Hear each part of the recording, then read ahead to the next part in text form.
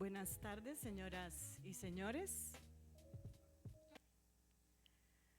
Antes de iniciar con esta actividad, les informamos que se encuentran señalizadas las salidas de este auditorio y en caso de emergencias les solicitamos respetar dichas indicaciones y evacuar por las zonas más cercanas a sus asientos. De igual manera, les solicitamos apagar o configurar sus celulares en modo silencio.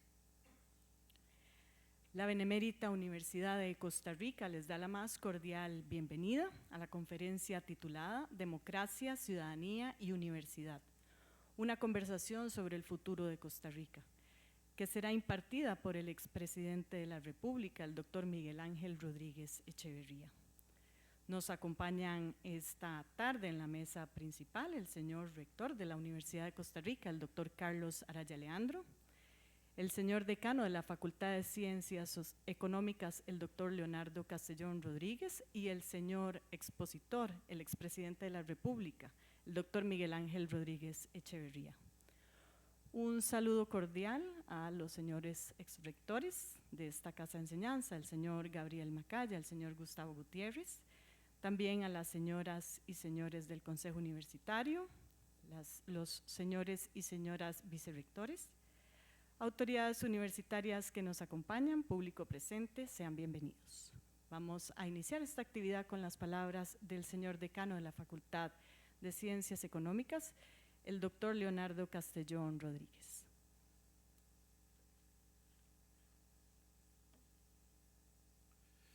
Muy buenas tardes.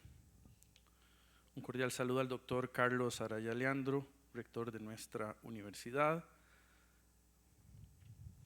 a los miembros aquí presentes del Consejo Universitario, las miembros también, señoras vicerrectoras, señor vicerrector, señora vicedecana y directora de la Escuela de Economía, don Gustavo, don Gabriel, exrectores.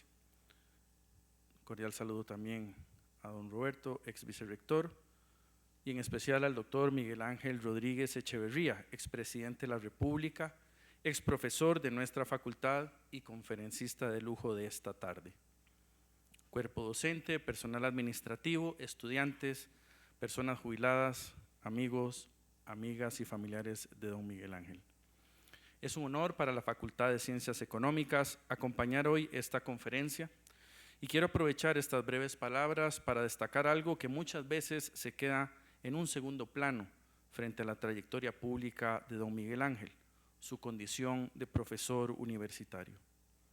Don Miguel Ángel se graduó como economista en nuestra universidad y desde antes de partir a realizar su doctorado en Berkeley ya ejercía la docencia aquí. Esa trayectoria académica continuó a lo largo de los años hasta alcanzar el rango de catedrático de la Universidad de Costa Rica. Es decir, no llegó a las aulas después de la vida pública, sino que la vida pública lo encontró siendo ante todo un hombre de cátedra. Durante más de 5 décadas se ha mantenido activo en el campo académico como profesor de la Escuela de Economía, en donde se jubiló en el año 2017. Además de su paso como profesor visitante en instituciones como Berkeley, la Universidad Carlos III de Madrid y la George Washington University. Eso significa varias generaciones de economistas costarricenses que se formaron en algún momento de su carrera en un curso impartido por don Miguel Ángel.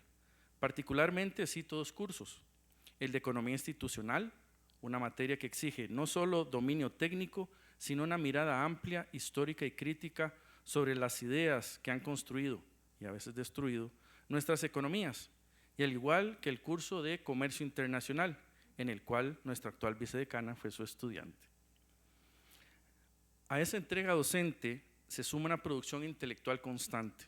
Ha publicado más de 12 libros y numerosas contribuciones en revistas especializadas y medios de comunicación sobre temas económicos, políticos y sociales.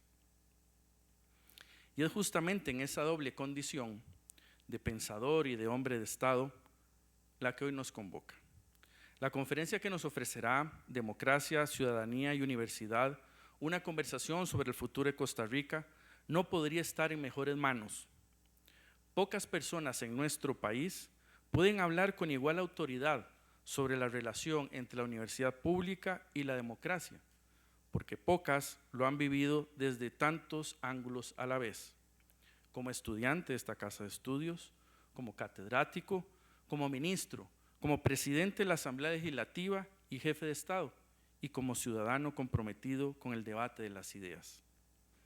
Por eso hoy, más que homenajear al expresidente o al estadista, que también lo es, quiero, en nombre de la Facultad de Ciencias Económicas, agradecer al profesor, al que entró a un aula a explicar teorías del pensamiento económico antes de entrar a un despacho público, y que pudiendo dedicarse exclusivamente a la vida empresarial o política, decidió volver a la Escuela de Economía porque entendía que la universidad pública es donde se siembra el futuro de un país.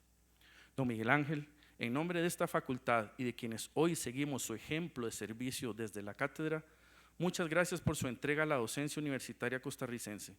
Sea usted bienvenido a su casa, a esta, su Universidad de Costa Rica, y lo escuchamos con mucho interés sobre el futuro de nuestra democracia. Muchas gracias.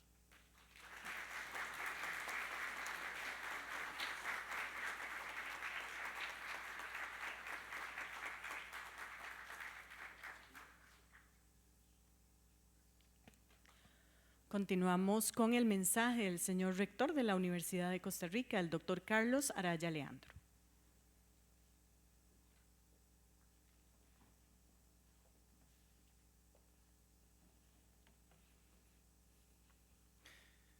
Muy buenas tardes. Saludo muy cordialmente al excelentísimo doctor Miguel Ángel Rodríguez Echeverría, expresidente de la República, catedrático universitario.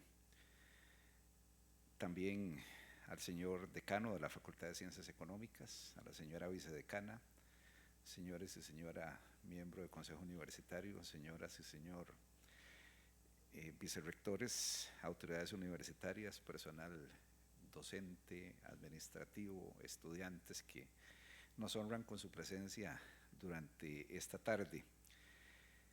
La Universidad de Costa Rica vive hoy un momento particularmente significativo. Nos reúne la presencia de uno de sus más distinguidos universitarios, cuya trayectoria ha estado profundamente ligada a esta casa de estudios y al servicio de Costa Rica. En tiempos en que la educación superior enfrenta importantes desafíos y en que resulta indispensable reflexionar sobre el futuro de nuestra democracia, la ciudadanía y el papel del conocimiento en la construcción del bien común, constituye un verdadero privilegio recibir al doctor Miguel Ángel Rodríguez Echeverría para compartir sus reflexiones con nuestra comunidad universitaria en general. Como bien lo señalaba el señor decano, el señor expresidente, además de economista, es abogado, formado en nuestras aulas, obtuvo su doctorado en Economía en la Universidad de California, Berkeley, y ejerció la docencia en la Universidad de Costa Rica desde 1963 hasta el año 2017. Más de 5 décadas de vida universitaria hablan de una vocación que trasciende cualquier responsabilidad pública. Don Miguel Ángel me contaba que aún en momentos en que ejercía la presidencia de la República tenía a su cargo grupos de trabajo final de graduación y que en su condición de presidente de la República vino a la universidad a las presentaciones de trabajos finales de graduación, lo cual sin duda alguna nos enmarca muy bien el cariño que ha tenido por esta institución y por sus estudiantes a lo largo de su vida como docente y de su vida pública. Es cierto, don Miguel Ángel, que la historia lo recuerda como presidente de la República, pero la universidad desea recordarlo también como profesor. Porque los presidentes gobiernan durante algunos años, los maestros permanecen en la memoria de sus estudiantes durante toda la vida. Como el académico que encontró en el aula un espacio para el diálogo, el cuestionamiento y la formación de generaciones de economistas, como el universitario que nunca perdió el vínculo con esta institución y que hizo de la enseñanza una expresión permanente del compromiso con el país. Los cargos públicos son por naturaleza transitorios, como lo decía antes. En cambio, la docencia deja huellas que permanecen durante toda la vida en quienes tuvieron el privilegio de aprender de sus maestros. Por eso su presencia hoy posee un profundo significado para la Universidad de Costa Rica. Nos visita alguien que conoce esta institución desde adentro, como lo señalaba el señor decano, que caminó por sus pasillos, compartió sus aulas, participó en sus debates y contribuyó desde la docencia y el pensamiento a fortalecer una tradición académica que hoy continúa inspirando a nuevas generaciones. Recientemente, el señor expresidente llamaba la atención sobre uno de los mayores desafíos de nuestro tiempo, el riesgo de que la concentración del poder tecnológico termine debilitando la libertad de las personas y la capacidad crítica de las sociedades. Esa reflexión resulta especialmente pertinente para una universidad pública cuya misión consiste precisamente en formar ciudadanas y ciudadanos capaces de pensar con independencia, deliberar con fundamento y ejercer responsablemente su libertad. La Universidad de Costa Rica nació para servir al país mediante el cultivo del conocimiento, las ciencias, las artes y las humanidades. Esa misión solo puede cumplirse plenamente cuando una sociedad comprende que la educación superior constituye una inversión estratégica para la democracia, la movilidad social y el desarrollo nacional. Y esto estoy totalmente convencido de que el señor expresidente lo tiene muy claro. Si nos vamos a los datos, por ejemplo, ahora que hablamos mucho de financiamiento de la educación y particularmente del financiamiento de la educación superior, la situación que vivimos hoy en cuanto a la política pública que que desfavorece la inversión en educación superior, la tuvimos también en la década de los años 90. Esa tendencia de crecimiento del financiamiento de la educación superior pública de parte del Estado varió a partir justamente de la llegada a la presidencia de la República de don Miguel Ángel Rodríguez. Es ahí donde la tendencia a la baja se elimina y empezamos una tendencia de fortalecimiento de la inversión estatal en educación superior. Y eso también denota por mucho la visión de Estado y la visión del rol de la educación en el desarrollo del país. Como afirmaba Paulo Freire, la educación es un acto de amor y por tanto un acto de valor. Esa convicción ha acompañado la historia de nuestra universidad y encuentra plena vigencia en momentos en que el pensamiento crítico, el diálogo respetuoso y la defensa del conocimiento adquieren una renovada importancia. Señor expresidente, permítame, en nombre de la Universidad de Costa Rica, nuestro más sincero agradecimiento. Gracias por su prolongada entrega a la docencia universitaria. Gracias por haber mantenido vivo durante más de medio siglo su compromiso con la formación de profesionales y ciudadanos. Gracias por regresar hoy a la universidad, que también es su casa para compartir una vez más su experiencia, sus ideas y sus reflexiones con nuestra comunidad. Las instituciones se engrandecen cuando saben reconocer a quienes han contribuido a construirlas. Hoy la Universidad de Costa Rica no solamente recibe a un expresidente de la República, recibe con gratitud a uno de sus profesores, a un universitario cuya trayectoria forma parte de nuestra memoria institucional. Es un honor, señor expresidente, darle la más cordial bienvenida y cederle el espacio para que nos deleite con su conferencia. Muchas gracias.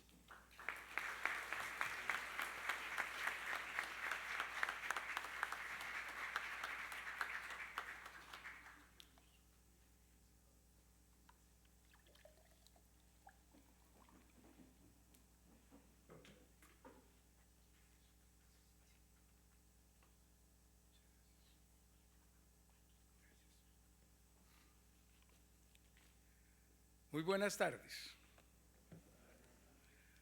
Saludo con afecto y agradezco al señor rector, doctor Carlos Araya, y al señor decano de Ciencias Económicas, don Leonardo Castellón, sus generosas palabras de introducción. Agradezco igualmente a ellos, a mi querida directora de departamento, vicedecana de Ciencias Económicas, y a los señores exrectores, don Gabriel, don Gustavo, y a todos los del Consejo Universitario, su presencia acá, la generosa invitación que me permite estar con ustedes esta tarde y compartir con profesores, estudiantes, amigas, amigos, también con afecto y estima como lo hago con ellos. Tuve el honor de participar aquí enfrente, en el aula magna, vacía por el COVID, aquella inmensa aula magna, en la celebración que hizo la Universidad de Costa Rica en los 200 años de nuestra independencia. Gracias, don Gustavo, por invitarme. Entonces, disfrutaba la maravillosa vida con Lorena, que mañana habría cumplido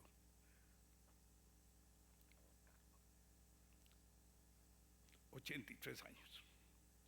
Hoy, el privilegio que tuve de vivir con ella a la par tanto tiempo es lo que me permite reflexionar sobre el futuro de Costa Rica, uniendo conocimiento con amor.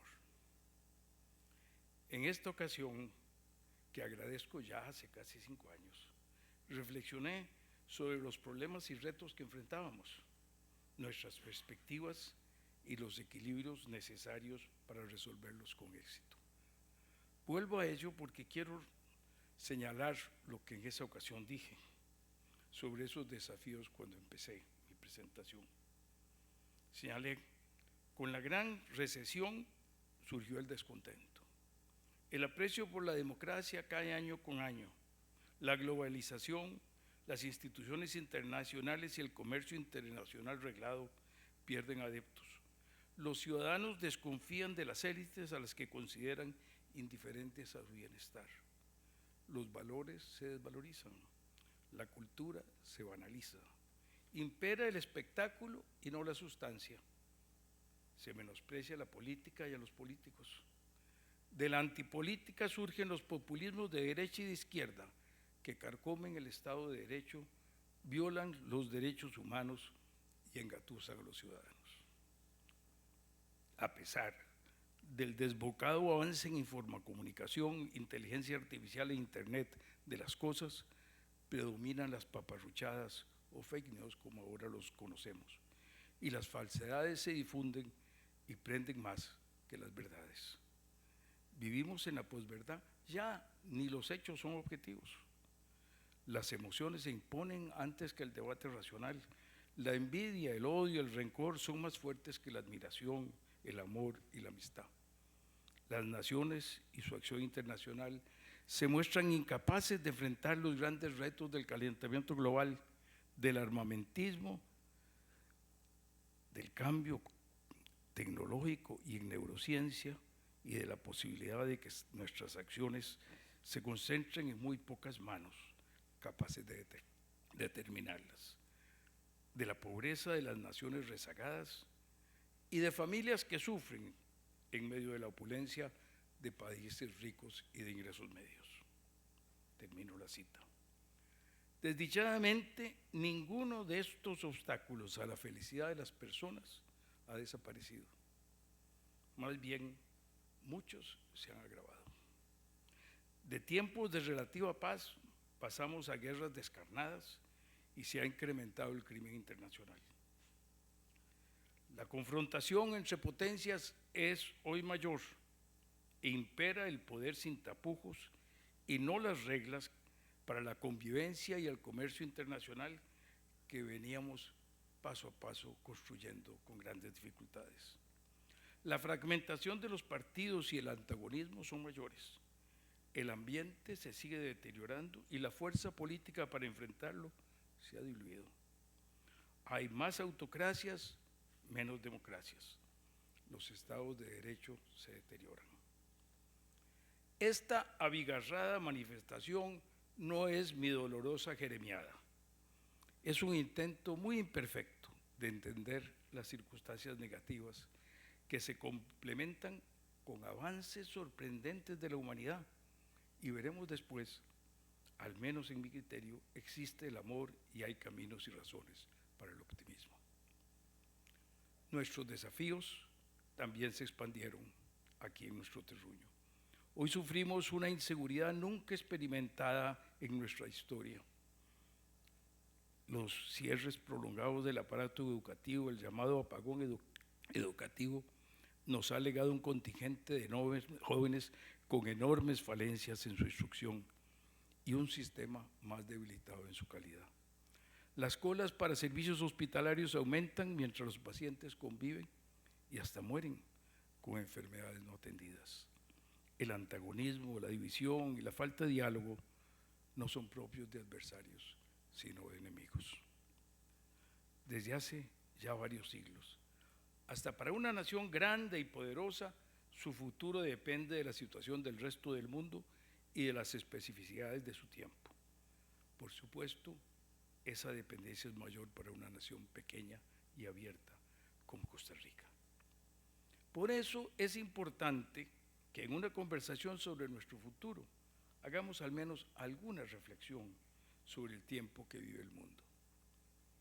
He venido repitiendo algo que por supuesto no es de mi creación, que vivimos un cambio de época, de tal proporción como el que brotó con la caída del Imperio Romano, o el que se encarnó en el Renacimiento, o el que da origen a la época contemporánea con la Ilustración, la Revolución Industrial, la independencia de Estados Unidos, la Revolución Francesa.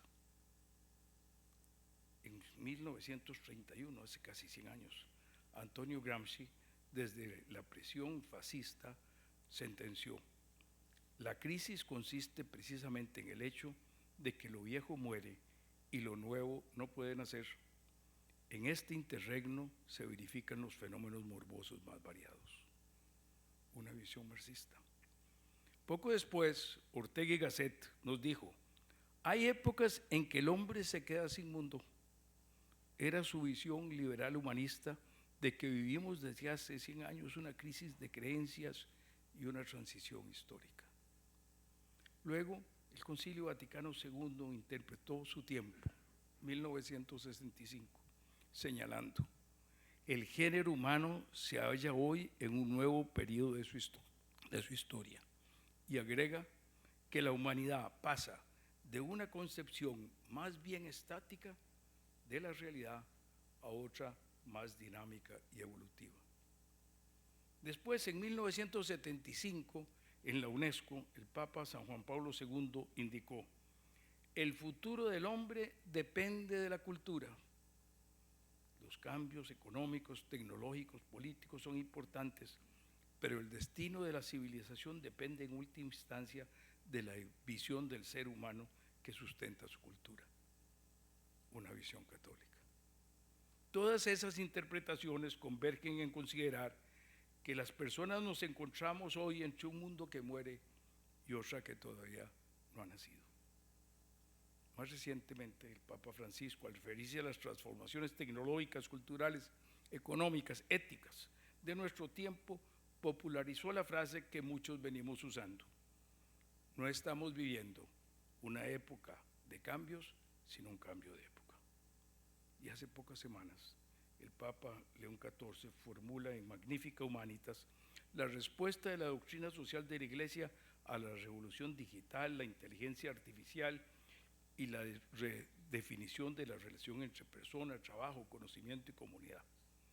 Nos advierte: estamos viviendo una rápida fase de transición, un cambio de época, en el que mientras algunos se disputan el futuro de las nuevas tecnologías y otros se dedican a reflexionar sobre ellas, la mayoría de las personas permanece a la espera, observa desde lejos y simplemente aguarda que todo salga bien. Pero esa espera agobia.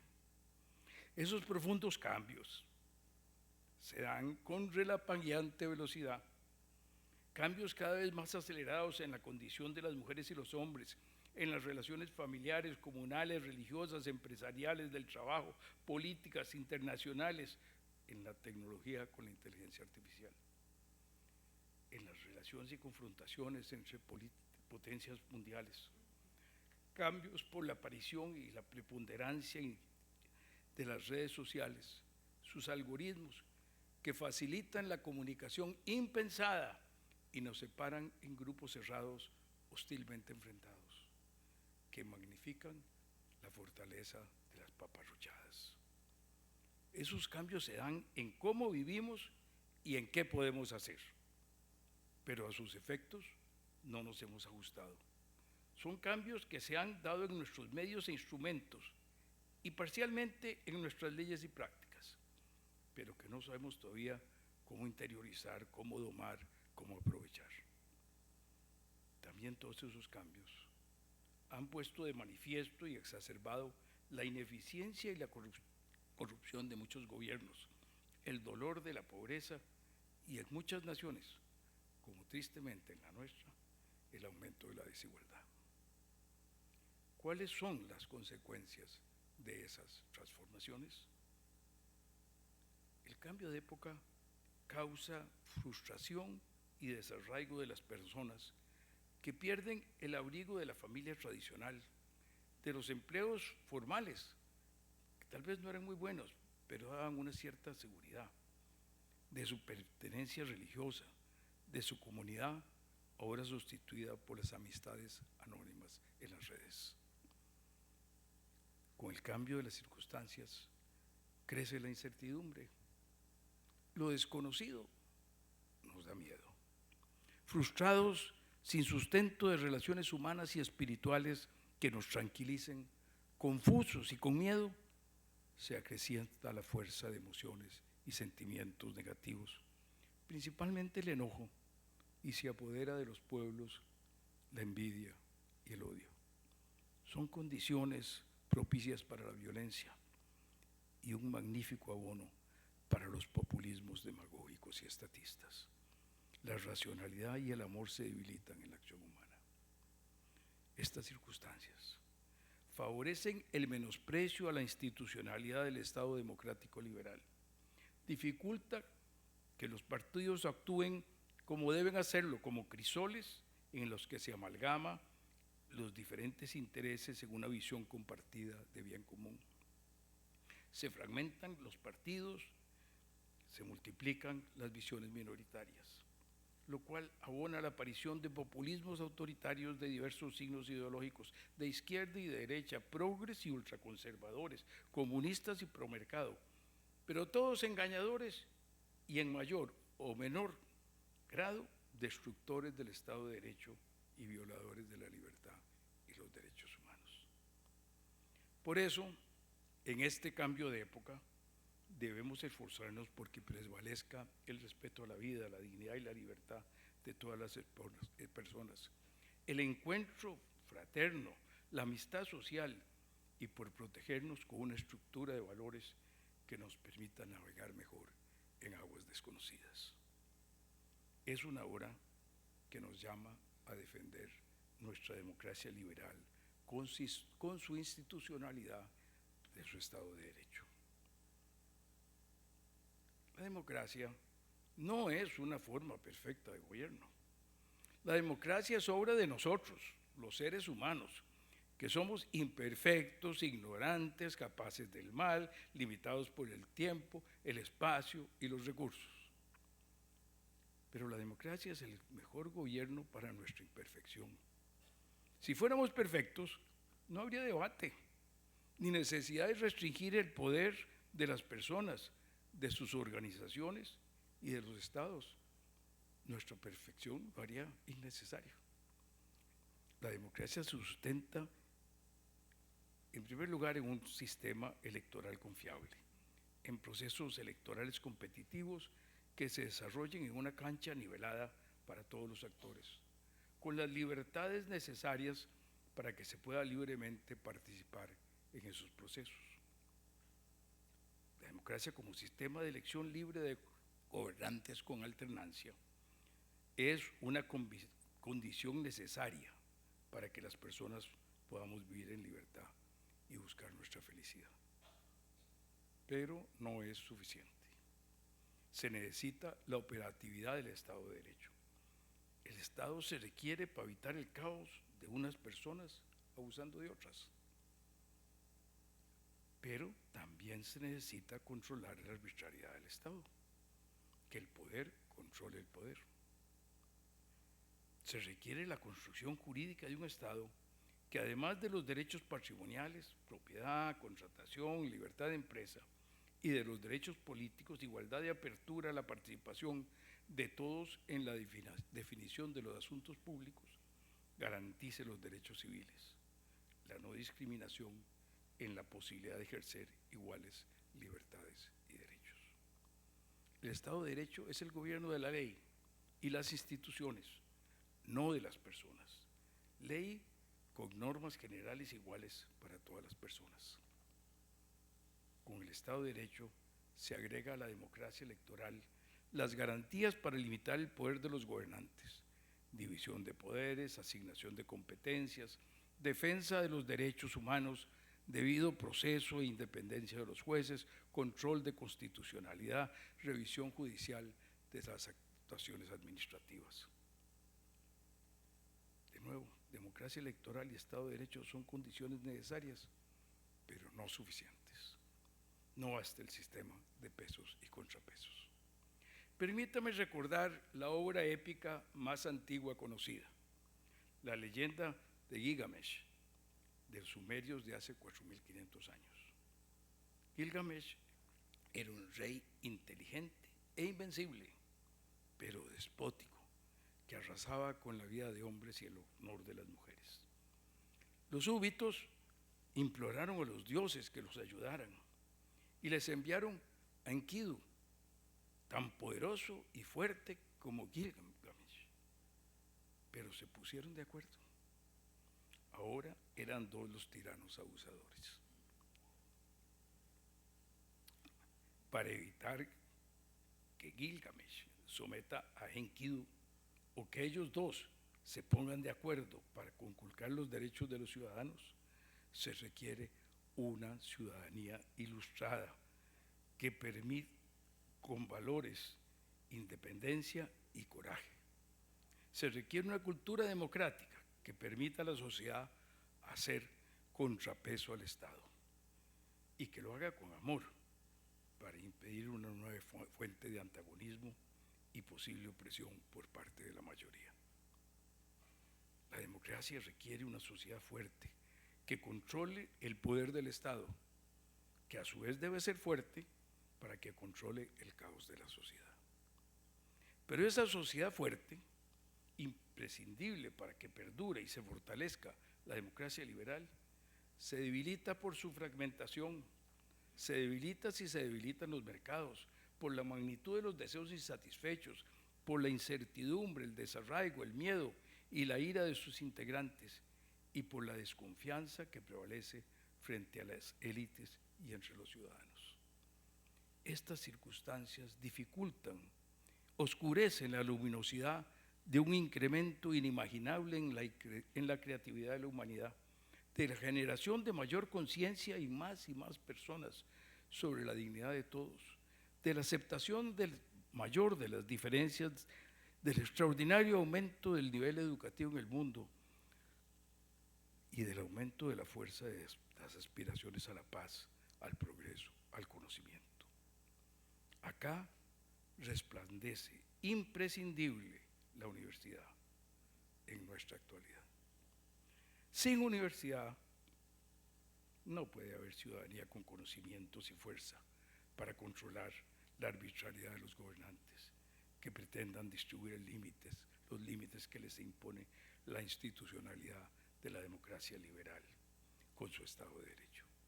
Sin universidad es impensable un Estado y una sociedad capaces de asimilar el extraordinario cambio que cada día nos deparan la cuarta revolución industrial y la inteligencia artificial. Sin universidad no se puede dar el rico debate de ideas que surge del conocimiento, que apaga los prejuicios de la ignorancia y dar lugar a los debates serios y respetuosos entre personas conscientes de sus limitaciones, debates que son indispensables para la vigencia de la democracia liberal. Sin universidad es muy difícil en nuestro tiempo contar con un poder social formado por personas que piensen por sí mismas. Es muy importante impedir que dominen las opiniones extremistas que pretenden concentrar el poder en el Estado o en quienes falsamente se creen iluminados. La universidad difunde el conocimiento que implica diversidad de opiniones, que nos hace conscientes de lo limitado de nuestras certezas, que evidencia la necesidad de la humildad en torno a nuestras diferencias. Yo puedo estar convencido de que tengo razón. Tal vez la tengo, tal vez no. Pero, aunque yo tenga la razón, quienes difieren de mí tienen sus razones para hacerlo. Si no los escucho, si no hay libertad para las diferencias y debate serio y respetuoso, ¿cómo podemos llegar pacíficamente a acuerdos? ¿Cómo puede operar adecuadamente una democracia liberal con su Estado de Derecho? Creo que no es aventurado resaltar el papel estratégico de la universidad para facilitar el equilibrio de una sociedad más abierta en que nos escuchemos y el debate sea creativo. ¿Pero es eso suficiente? De nuevo estimo que no. Mucha participación, mucho buen trato, sin resultados satisfactorios de la función pública, no genera el aprecio de los ciudadanos. El aprecio de los ciudadanos por la democracia liberal también depende de su eficacia y eficiencia para satisfacer de la mejor manera posible, siempre limitada, siempre imperfecta, las necesidades de las personas. Por supuesto, con los errores y retrocesos propios de nuestra naturaleza. Nuestra atención a las funciones de Estado que atiende la cotidianidad de los ciudadanos debe ser bien planificada, dirigida, coordinada, evaluada, y debemos rendir cuentas sobre nuestros resultados. Solo así podremos decir que somos fieles al deber de buscar el poder para servir. Poder sí, pero para servir. Ello significa que debemos entender y promover las ventajas del uso intenso del conocimiento. Pero el conocimiento está disperso entre las personas e incluso en muchas ocasiones es inarticulado.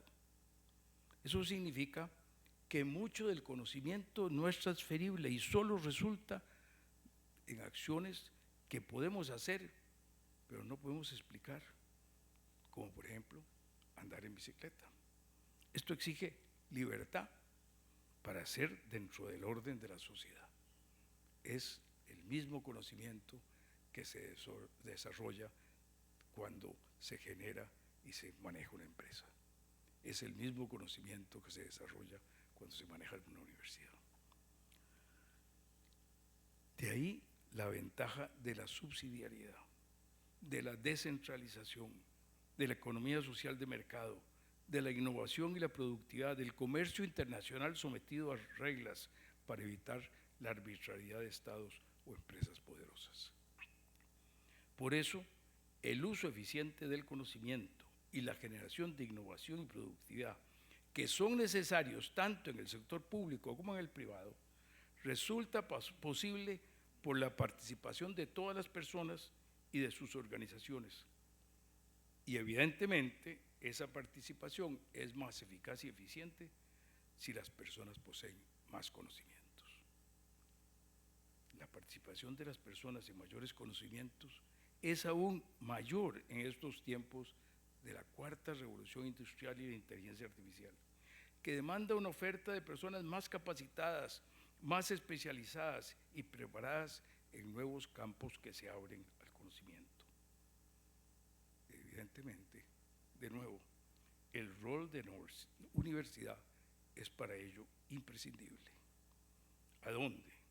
Si no en la universidad, se va a generar y a propagar ese conocimiento. La democracia, la libertad y el progreso de personas dignas requieren en este siglo XXI más de la universidad. Es responsabilidad de los ciudadanos y de sus instituciones proyectar a nuestro futuro lo mejor de la construcción social de nuestra historia y construir una sociedad más justa que elimine la pobreza y abra oportunidades de superación personal y familiar. Para ello, debemos usar el conocimiento para buscar equilibrio entre objetivos razonables y válidos que, llevados al extremo, deterioran otras metas igualmente convenientes. Debemos hacerlo con conciencia de nuestras limitaciones, pero llenos de esperanza en la extraordinaria capacidad de las personas. Aquí de nuevo el rol de la universidad es primordial. Equilibrio entre libertad y solidaridad. De la libertad de todas y cada una de las personas depende la vigencia de su dignidad como seres independientes. De la solidaridad entre nosotros depende la paz social y la felicidad. Equilibrio entre innovación y oportunidades. De innovar depende el progreso basado en eficiencia y requerido por la escasez. Pero la creatividad de unos no puede darse a costa de eliminar posibilidades a los demás. Justicia social y eficiencia económica. Es preciso practicar la opción preferencial por las personas de condiciones especiales o dejadas de lado por el progreso, pero con el uso de instrumentos que no limiten la eficiencia. Equilibrio entre mercado y Estado, tanto mercado como sea posible, tanto Estado como es necesario, incluso para facilitar el orden económico competitivo. Entre estabilidad financiera y equilibrio fiscal por una parte y por otra, la demanda del gasto creciente del Estado. Con inflación castigamos en mayor medida a las familias más pobres, pero las demandas del gasto público son crecientes para educación de primaria, universitaria, de salud, de pensiones, de infraestructura y de otros rubros muy importantes. Equilibrio entre derechos individuales y valores de vida y familia, la dignidad y la libertad de cada persona, pero la familia es la célula esencial de la sociedad en la que se transmiten valores y tradiciones. Entre producción y conservación, estamos llamados a promover armonía entre el bienestar de nuestra generación y el de hijos, nietos, bisnietos. Entre las tradiciones locales que nos dan arraigo y pertenencia y la conciencia de nuestra responsabilidad global. Somos vecinos de Montes de Oca, pero también habitantes de la tierra. Entre seguridad y justicia, incluida la rehabilitación de quien ha delinquido, un equilibrio hoy más difícil y necesario que nunca en nuestra historia. Cada persona, cada grupo tiene interés propio en alguna de cada una de esas potenciales disyuntivas. ¿Cómo armonizar intereses a menudo con enorme oposición entre ellos? De nuevo, la universidad, como faro de conocimiento, puede iluminar soluciones y alternativas frente a los casos concretos. Actuar con seriedad, eficiencia y eficacia para tener éxito en la construcción de estos acuerdos no es fácil.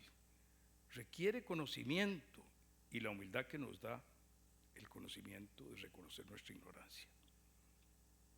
Pero otra vez, eso no es suficiente, la vida es muy complicada.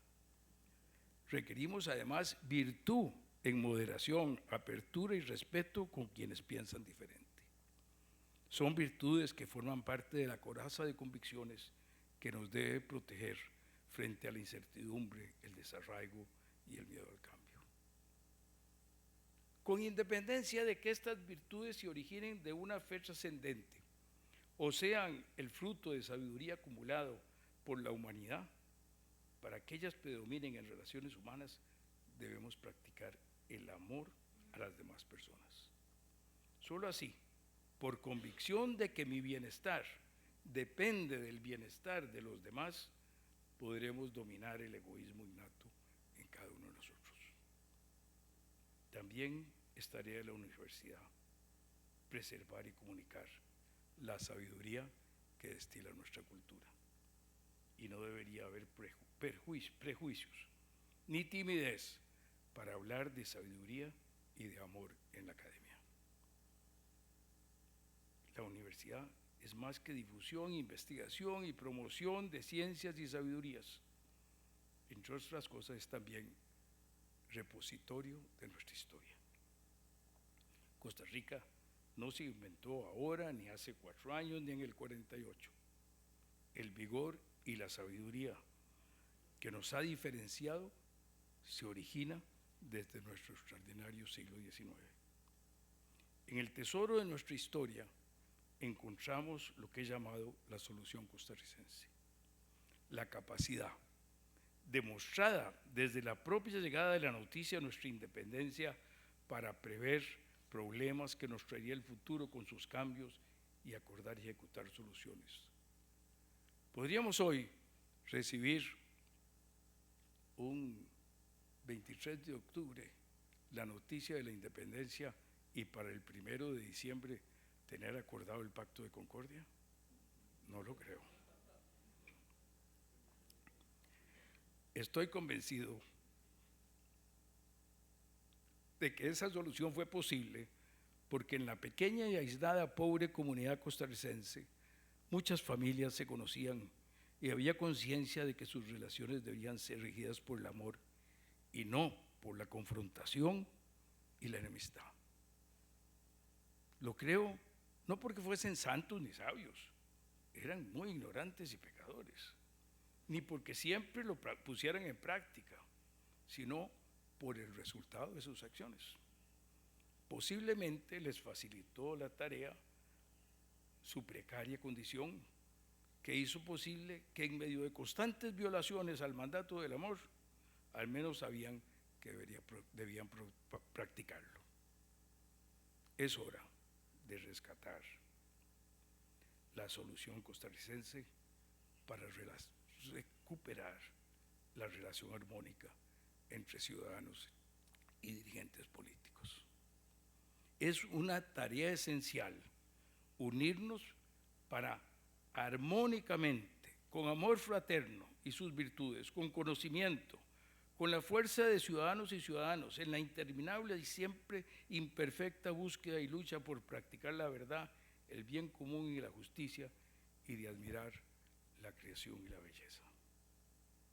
Con humildad propongo que y no la confrontación radical de intereses contrapuestos es el camino para resolver los difíciles problemas en medio del antagonismo y de incluso la enemistad que nos divide.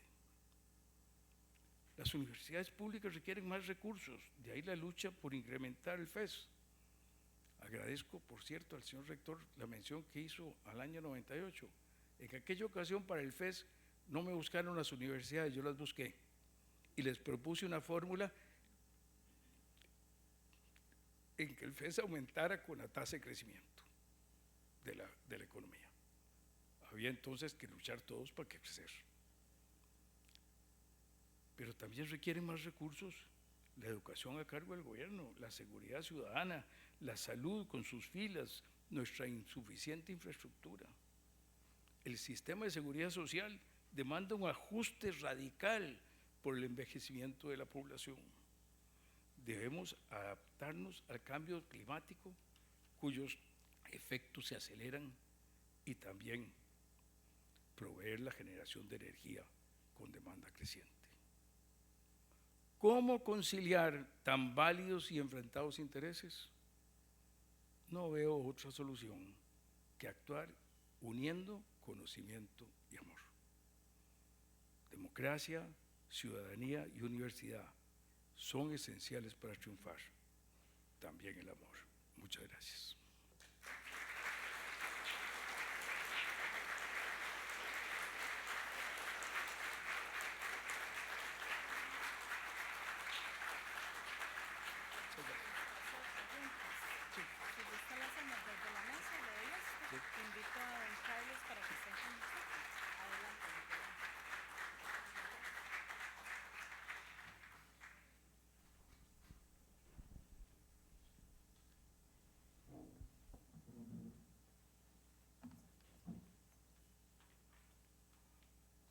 Agradecemos profundamente al doctor Miguel Ángel Rodríguez Echeverría esta conferencia.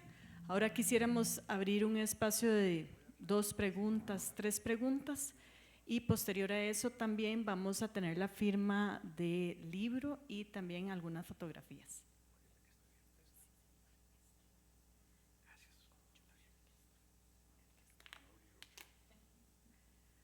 Pueden tomar asiento. Y si tienen alguna consulta, les agradecemos de forma ordenada levantar su mano. Los compañeros de voluntariado tendrán el micrófono.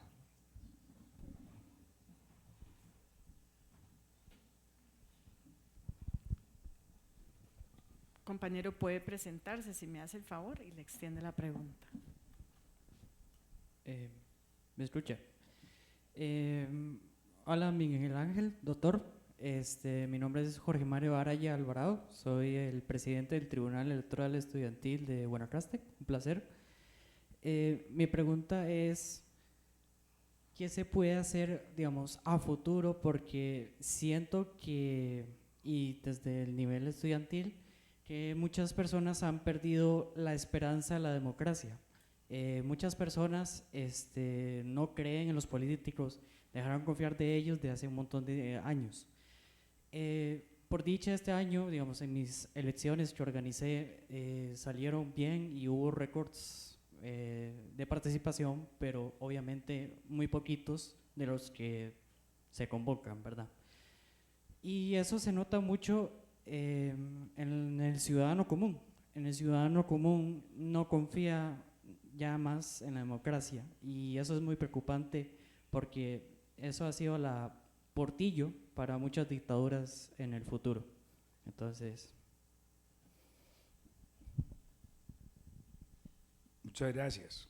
Qué bueno contestar a un amigo de Guanacaste, donde tantos años de mi vida estuvieron empleados en mi época empresarial.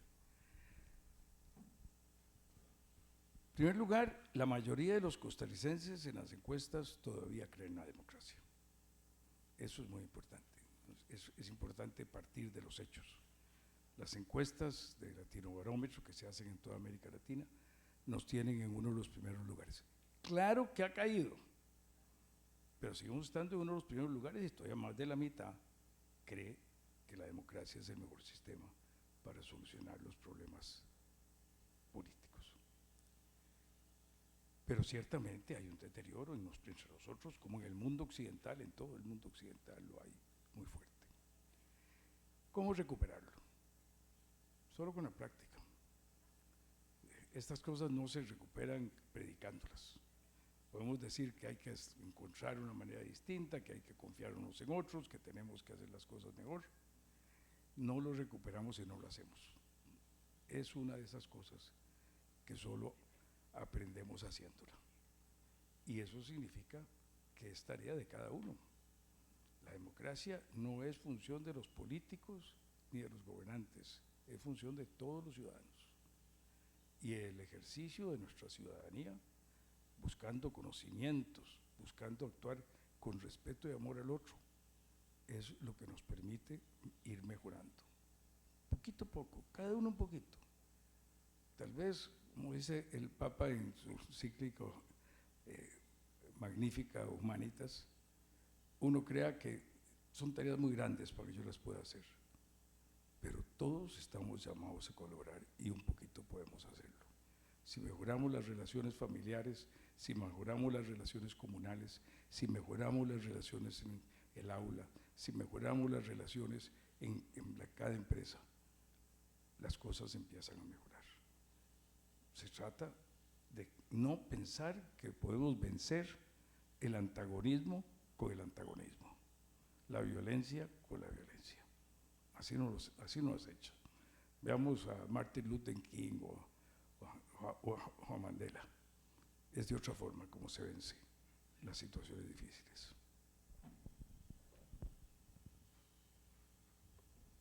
¿Alguna otra consulta? Don Roberto. Bueno, muchísimas gracias, don Miguel Ángel.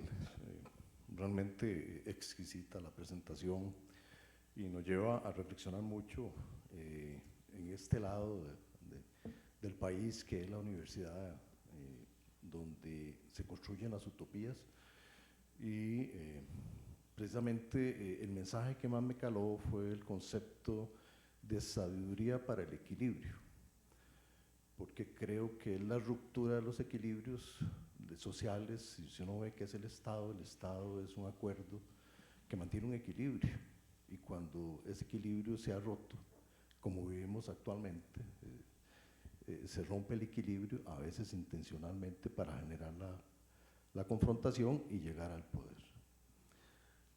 Como universidad, ¿cómo podemos hacer para que ese equilibrio lo podamos de alguna manera restaurar o tratar de restaurar, hacer el esfuerzo. Creo que debería empezar por la misma universidad, a lo interno, entre las mismas universidades. Pero ¿cuál sería esa utopía para que la universidad logre restaurar o poner su granito de arena para el equilibrio social? Puede sonar muy idealista, pero yo creo que es el único camino frente a la situación de confrontación, antagonismo, enemistad que prevalece. Y es uniendo conocimiento y amor para crear sabiduría.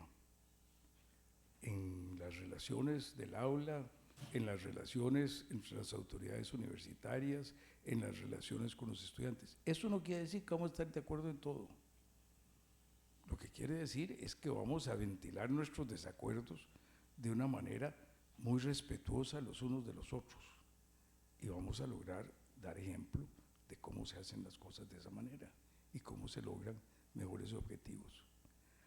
Y para eso, algo que es importante es el hecho de que el conocimiento nos debe crear conciencia de nuestra ignorancia. Yo creo que a veces el conocimiento nos crea prepotencia y eso es muy contrario a la posibilidad de generar los acuerdos que hoy se necesitan. La prepotencia crea prepotencia, el enfrentamiento crea enfrentamiento, la enemistad crea enemistad. Si yo camino por la calle y sonrío, me sonríen. Si yo camino por la calle amargado, se amargan. Los humanos nos ayudamos a generar nuestros pensamientos unos a otros. Y todos tenemos una tendencia un poco a la empatía también, pero a veces la ocultamos y nos creemos que somos la mamá de Tarzán y realmente no somos. Yo no sé quién será la mamá de Tarzán, por supuesto.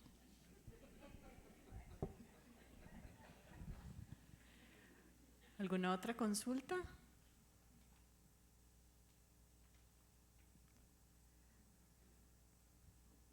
Invito ahorita al señor compañero.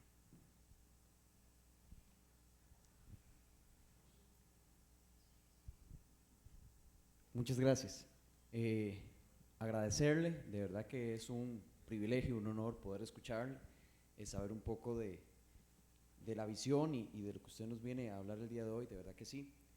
Soy Austin Alfaro, estudiante de Ciencias Políticas.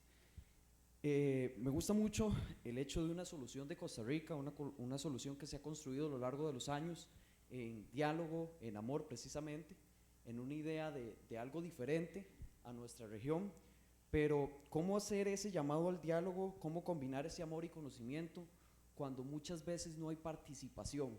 Sí, Costa Rica tiene una sociedad que valora todavía la democracia, pero que le cuesta participar, que ese encanto se ha perdido. ¿Cómo logramos volver a atraer a esas personas a sentar tal vez a la mesa de diálogo cuando tal vez no quieren negociar o no les interesa negociar? Yo creo que ese tema es muy importante, pero yo creo que tenemos que ser muy realistas. En ninguna sociedad toda la sociedad participa. En todas las sociedades hay grupos que tienen intereses en lo común, en lo político, en lo propio de la comunidad, a nivel regional, a nivel cantonal, a nivel provincial, a nivel nacional, y participan. Tenemos que lograr que esa participación sea cada vez más generalizada y que por supuesto esté abierta a todos. Pero si algunos no quieren participar, no hay manera. Yo no abogo porque todo el mundo tiene que votar en una elección. Si alguien su decisión es no votar porque no le gusta a ninguno, está bien, es un derecho a expresar su opinión. Pero hay que respetar entonces el resultado de los que participan. Y hay que promover que todos puedan participar y que ninguno se quede sin opción de participar. Es muy distinto el que no quiere votar que el que no puede votar porque no hay una mesa electoral a la que pueda llegar. Son circunstancias muy diferentes. Una cosa es que no se pueda y otra cosa es que no se quiera. Ojalá muchos quisieran, Lo importante es que los que quieran lo hagan adecuadamente. Y si unos pocos empiezan a hacerlo adecuadamente, se va a generar más gente que lo haga adecuadamente.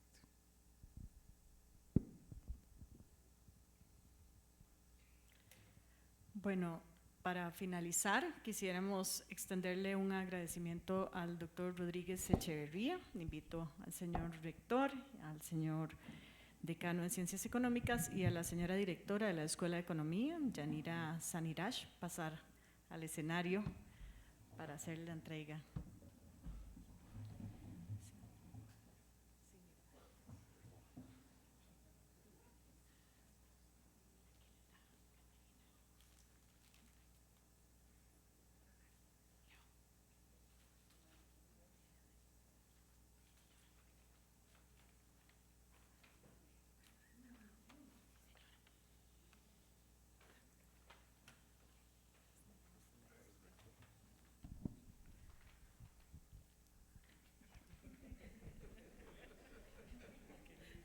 Muchas gracias, señor expresidente.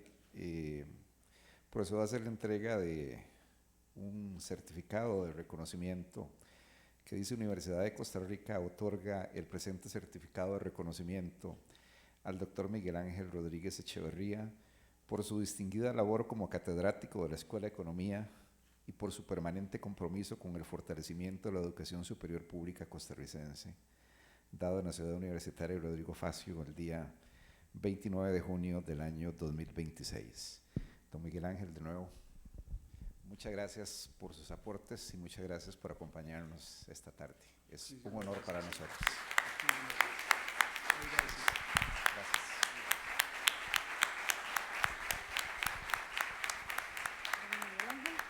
Para que igual como un aporte de la universidad y en agradecimiento por todo lo que hace, ha hecho y sé que seguirá haciendo por esta universidad. Un pequeño presente de Miguel Ángel.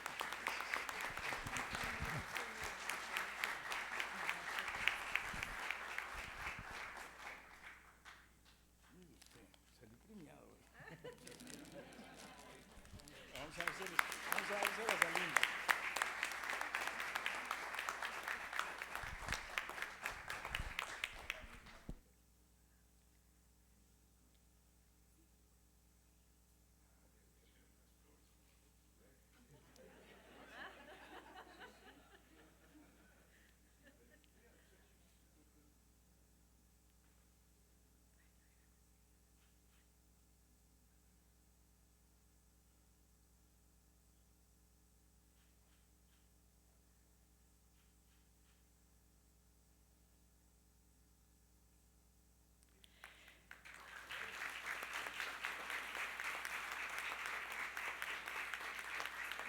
De esta manera hemos concluido esta actividad. Agradecemos la presencia de todas y todos ustedes. Ahora don Miguel Ángel ha aceptado hacer la firma de los libros y la toma de las fotografías. Entonces, las personas que están interesadas, les agradecemos pasar al frente en forma respetuosa y ordenada. Ahí hacemos una fila.